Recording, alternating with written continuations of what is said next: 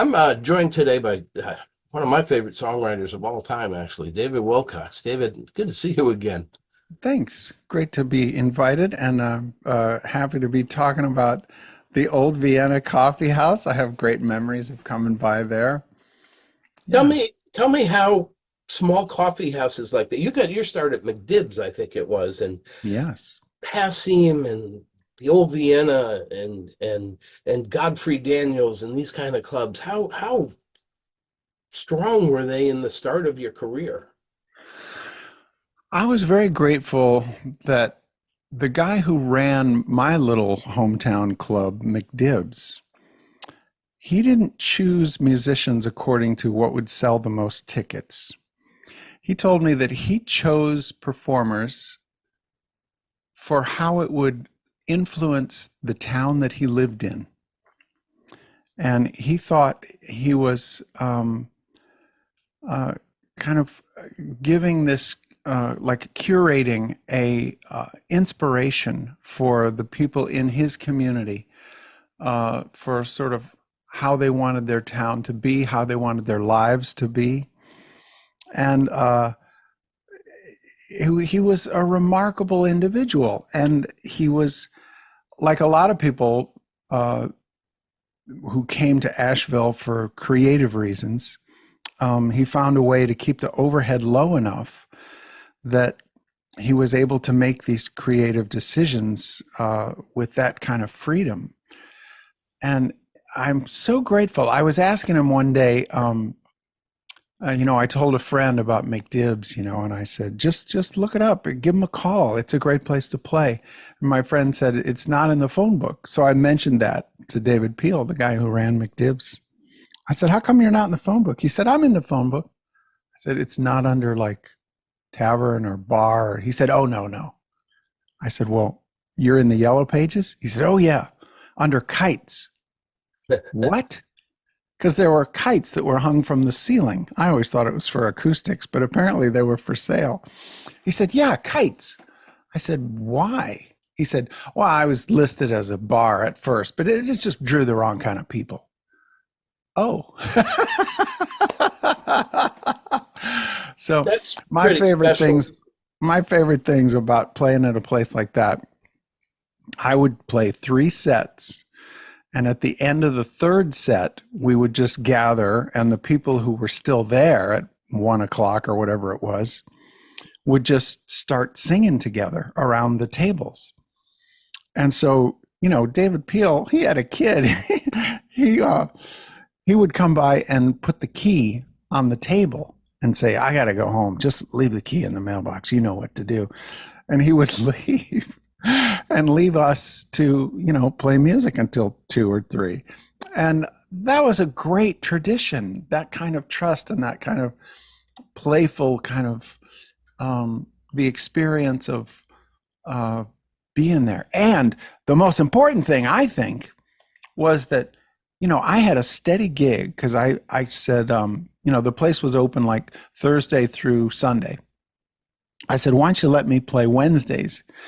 Just every Wednesday, and we'll just charge nothing. He said, no, no, we got to charge something. I said, let's charge like $1. He said, no, no. Tell you what, we'll charge 10, but we'll say money back guarantee in big letters. And I said, okay. So I got to do this residency where I was playing every week. And it's a hometown crowd. So you can't play the same set. You got to come up with new stuff. You got to learn other people's songs. You got to write new songs. You got to do them differently. And that was the thing that made music such a deep sort of well for me, that I had to come up with brand new stuff all the time. I loved it. And it was such a great challenge to have that. And so one night, some guy listened all three sets, and he comes up to the bar after and he says, I want my money back. And David Peel goes over to the tambourine where the cash was, and he lays it right in front of the guy. The guy says, slides it back across the bar, and he says, I'm just kidding. I just wanted to see if you'd do it. That's good. That's good. Yeah, there were, that was the late 80s and the 90s was like an incubator of all this amazing songwriters and performers that were coming up through some of these small coffee venues. In fact, you mentioned, um, your hometown area. There's a guy down there who I think you might have introduced me to him. One of my favorite albums is Archaeology by Chris Rosser, Oh who yeah. never really, took up here because I don't think he traveled up here. But what a wonderful album. Did you mentor him? Oh, not at all. No, he's a much better musician than I'll ever be. Oh, And he of course has this spectacular studio, very humble on the outside, but a great place to make a perfect record. And he has amazing patience and spectacular musicianship. When he was still in Charlotte, he had this gig doing sort of backing tracks for karaoke. hmm. So he would basically do all this stuff MIDI and do all the instruments. So his job every week was to listen to all the most popular songs and basically take them apart, figure out how they work, and put them back together. What an apprenticeship. Can you imagine? Wow, I mean, you're forced to learn. yeah, that's the Yeah. thing about these small venues that I loved so much, that there was this artistic freedom. There was not a big risk. You didn't have to like, oh, what's my best set? You could like try this song that's not even finished yet and just like, okay, it's no harm done. There's only 100 people here, you know? And uh, back then, of course, it was not going to be recorded on somebody's phone. So just try whatever. That is fun. I remember being backstage at the Me and Thee, and Sean Colvin was playing that night. This is really early in her career, and she said, "I want to play you this new song. Tell me what you think." And of course, it turned out to be Steady On. I said, Yeah. "You've been waiting for the one with the hook that's going to be the commercial success. I think that's the one." Wow. So all these in small coffee houses. That's great. Hey, listen, you did something really cool that I find fascinating and don't think I could do. You spent, what was it, a year and a half traveling with your young family at the time in an Airstream trailer touring the country. How Yeah, it was special two that must years. have been. What an amazing way to bond and cement, your relationship. I Wow. agree. Yeah, it was totally wonderful. Nate was 12 and 13 when we did that. And it was a lovely time. We saw all the national parks and we visited lots of friends and then friends of friends. And we would get these wonderful invitations, on recommendations from other friends. And we'd show up at a town we'd never been in, and there'd be people in the front yard saying, "Here they come." It Oh, was great. cool.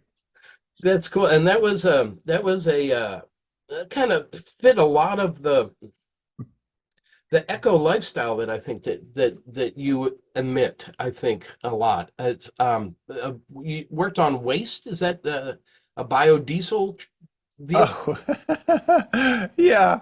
Well, that was a long story, but yes, it was a bold endeavor, and it was one of those times where if you got in at the very beginning of that, it was really cool, and then once everybody was doing it, then it no longer worked. But that was all right.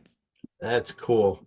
The thing that I've always liked about your songwriting from the very early days, and I think it continues now, is somehow you have this magical way of weaving two and sometimes more completely different thematic things into the same song with one Mm. common denominator lyric.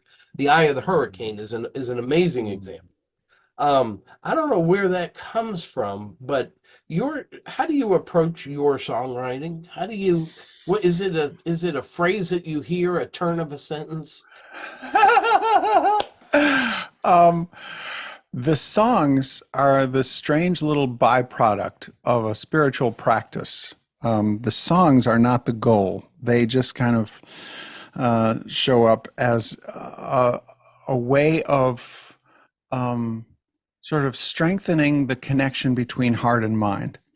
So if I have a question about something, if there's some sort of restlessness in my heart, I come to this quiet room and this empty page, and I just get quiet. And I play the guitar as an excuse to sort of ask my heart, hey, is there anything you've been meaning to tell me while I've been busy? And that practice is every day, early in the morning. Um, and so when I do that, what I get from it is the ability to know my heart, the ability to know what I'm feeling. Um, and yes, I use songs as a way to sort of an excuse to spend that time. But the thing that I get from it that has really changed my life is that I have learned how to bring that whole sort of navigational uh, awareness to all the decisions in my life. Mm. And I think that our sort of internal spirit GPS requires head and heart. And the fact that for me it was a stretch to know what I was feeling because for a lot of ancient reasons, I sort of froze in my heart in my childhood, and so music was the way that I could feel things. And because I had that one opening to my heart, music, I used music as a way to open that channel so that I could have my whole navigational system working. And for me, uh, conversations with friends where they are at a moment of change and I want to sort of be a catalyst for that change and help them kind of come to this clarity that they're working on. That's really the start of most of my songs now. And of course, what I'm reading and so the craft of songs comes from a love of storytelling. And I have this quirky way of thinking about songs that, in my opinion, poetry is sort of the most exacting kind of language. And some people think poetry is a very sort of slack and forgiving language, and you can just throw a word salad out and people will make of it what they will. I can't do that. I can write those, but I can't sing them because I don't have this assumption that I want to take up somebody's time with something that I don't even know what I'm trying to give them. And so I have this very strange, unusual attitude about like songs have to be really clear.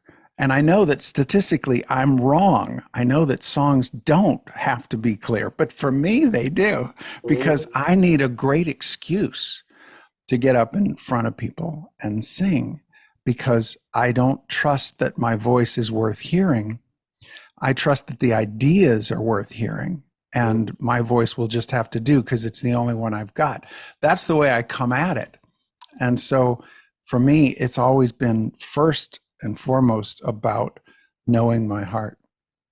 It's kind of a turn and a twist to the song title, The Language of the Heart. Ah, yeah, Is it I not? like it.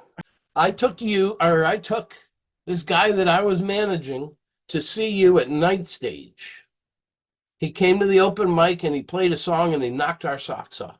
And I said, there's this guy I want you to see. He's playing at Night Stage. I got a pair of tickets. Let's go see David Wilcox. He goes, oh, I know David Wilcox. I've seen Yeah.